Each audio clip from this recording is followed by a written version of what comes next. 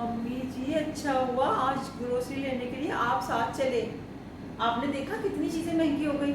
आप तो मुझे इतने से पैसे देते हो ग्रोसरी लाने के लिए। मम्मी जी अब वो ज़माना चला गया जो एक साल पहले था।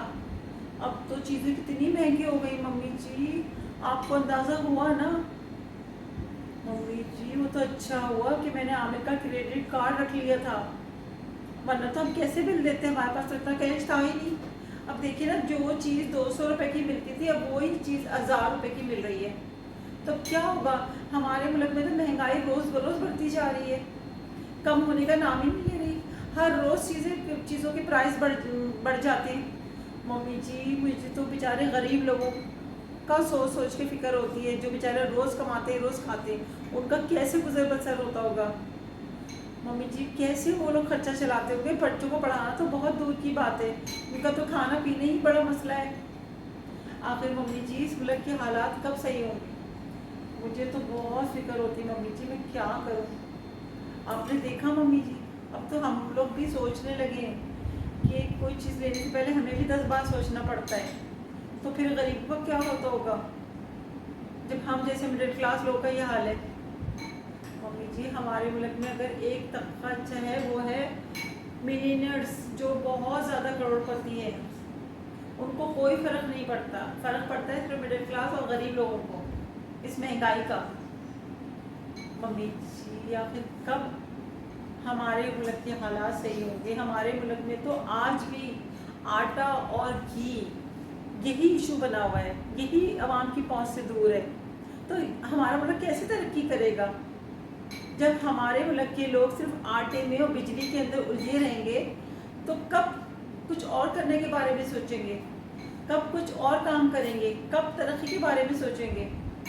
वो तो बेचारे सारी ज़िंदगी यहाँ की आवाम सिर्फ यही सोचती रहती है, आटे, बिजली का बिल, गैस का बिल, आटा चावल दाल। मम्मी जी मुझे बहुत अफसोस होता है जब मैं बाहर जाती हूँ आमिर के साथ दूसरे ममालिक में, मैं देखती हूँ वहाँ ये चीज़ें कितनी सस्ती है। जो मेन बेसिक, जो आवाम की जो बेसिक नीड है वो बहुत सस्ती है, और हमारे यहाँ बेसिक नीड ही सबसे ज़्यादा महंगी है, उसके लिए आवाम तरस रही है। मम्मी जी बहुत दुख होता है, बहुत दुख होता है। क्या करें मम्मी जी, बहुत दुखी होती हूँ। ये गुलाबों का अब तक आई नहीं, आ गई गुलाबों तुम।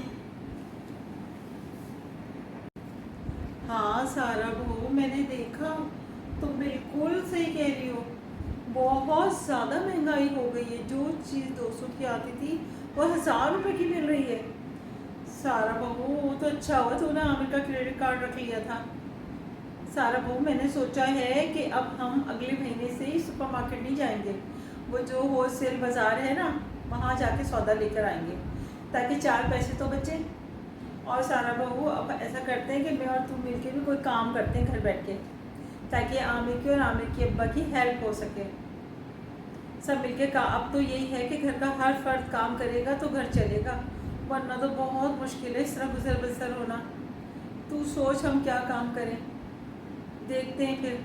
ठीक है, मैं ज़रा आमिर के अब्बा को देखती हूँ कि उन्होंने खाना वाना खाया या नहीं खाया, आती हूँ। है सारा भाभी, मैं तेरी बातें सुन रही थी अभी खड़े रहकर। तू बिल्कुल ठीक कह रही है, हम गरीबों के बारे में कौन सोचेगा, यहाँ कोई नहीं सोचता।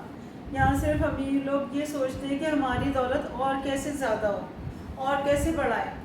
हालांकि इन लोगों के पास इतनी दौलत है, इतनी दौलत है, लेकिन फिर भी इन लोगों के पेट नहीं भरते, इनकी ख्वाहिश ख़त्म नहीं होती सारा भाभी।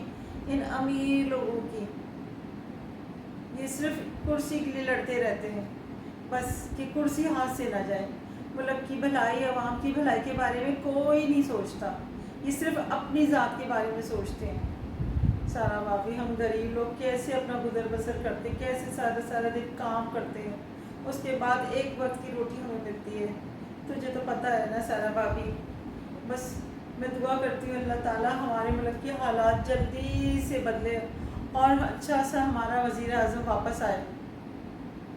सारा भाभी बस अब मेरी यही दुआ है। हाँ सारा भाभी जा रही हूँ, काम करने जा रही हूँ, आज वैसे ही मुझे देर हो गई, जा रही हूँ।